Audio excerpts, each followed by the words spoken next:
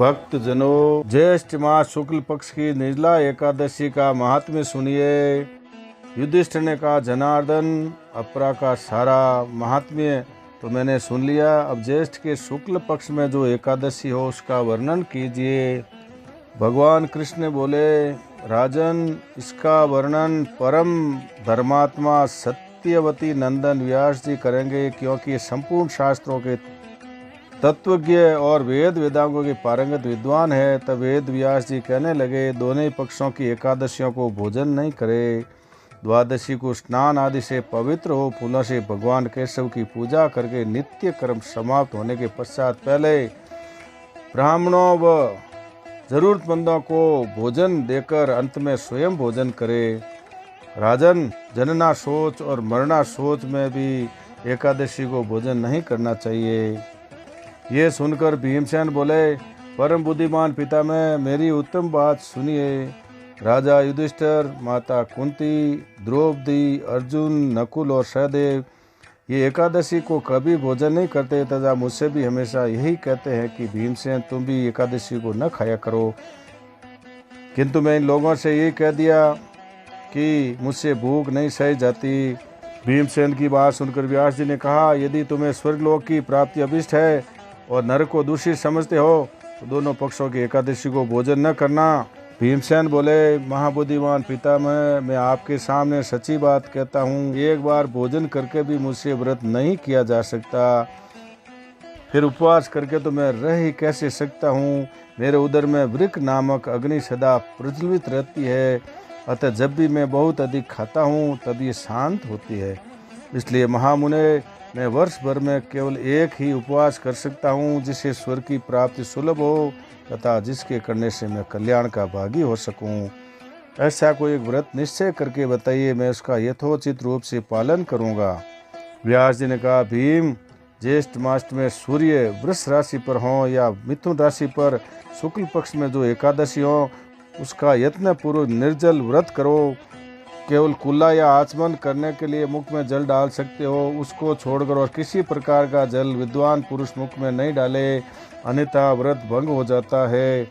एकादशी को सूर्योदय से लेकर दूसरे दिन के सूर्योदय तक मनुष्य जल का त्याग करे और ये व्रत पूर्ण होता है। तदंतर द्वादशी को निर्मल प्रभात काल में स्नान करके ब्राह्मणों या जरूरतमंदों को विधि पूर्वक जल और स्वर्ण का दान करे। वर्ष भर में जितनी एकादशियां होती है उन सब का फल निर्जला एकादशी के सेवन से मनुष्य प्राप्त कर लेता है, इसमें तनिक भी संदेह नहीं है। शंख, चक्र और गदा धारण करने वाले भगवान केशव ने मुझसे कहा था, यदि मानव सबको छोड़कर एकमात्र मेरी शरण में आ जाए और एकादशी को निराहार रहे तो सब पापों से छूट जाता है। एकादशी व्रत करने वाले पुरुष के पास विशाल काय, विकराल आकृति और काले रंग वाले दंड यश पाशधारी भयंकर यमदूत नहीं आते। अंतकाल में पीतांबरधारी सौम्य स्वभाव वाले, हाथों में सुदर्शन धारण करने वाले और मन के समान वेगशाली विष्णु दूत आकर इस वैष्णव पुरुष को भगवान विष्णु के धाम में ले जाते हैं। अतः निर्जला एकादशी को पूर्ण यत्न करके उपवास करना चाहिए। तुम भी सब पापों की शांति के लिए यत्न के साथ उपवास और श्री हरि का पूजन करो। जो मनुष्य उस दिन जल के नियम का पालन करता है वो पुण्य का भागी होता है। उसे एक एक पैर में कोटि कोटि स्वर्ण मुद्रा दान करने का फल प्राप्त होता सुना गया है। मनुष्य निर्जला एकादशी के दिन स्नान, दान, जप, होम आदि जो भी करता है वह सब अक्षय होता है, ये भगवान श्री कृष्ण का कथन है। निर्जला एकादशी को विधि पूर्वक उत्तम रीति से उपवास करके मानव वैष्णव पद को प्राप्त कर लेता है। जो मनुष्य एकादशी के दिन अन्न खाता है वो पाप भोजन करता है। तो ज्येष्ठ के शुक्ल पक्ष में एकादशी उपवास करके दान देंगे, वे परम पद को प्राप्त होंगे।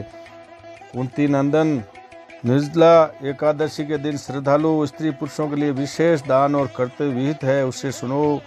उस दिन जल में शयन करने वाले भगवान विष्णु का पूजन और जलमय धेनु का दान करना चाहिए, अथवा प्रत्यक्ष धेनु या घृतमयी धेनु का दान उचित है। पर्याप्त दक्षिणा और भांति भांति के मिष्ठानों द्वारा यत्न पूर्वक ब्राह्मणों या जरूरतमंदों को संतुष्ट करना चाहिए, जिन्होंने श्रम, दम और दान में प्रवृत्ति हो। श्री हरि की पूजा और रात्रि में जागरण करते हुए इस निर्जला एकादशी का व्रत किया है, उन्होंने अपने साथ बीती हुई 100 पीढ़ियों को और आने वाली 100 पीढ़ियों को भगवान वासुदेव के परम धाम में पहुंचा दिया है। निर्जला एकादशी के दिन अन्न, वस्त्र, गऊ, जल, सैया, सुंदर आसन, कमंडल तथा छाता दान करना चाहिए। जो श्रेष्ठ और सुपात्र व्यक्ति को जूता दान करता है, वो सोने के विमान पर बैठकर स्वर्ग लोक में प्रतिष्ठित होता है। जो इस एकादशी की महिमा को भक्तिपूर्वक सुनता तथा जो भक्तिपूर्वक उसका वर्णन करता है, ये दोनों स्वर्ग लोक में जाते हैं।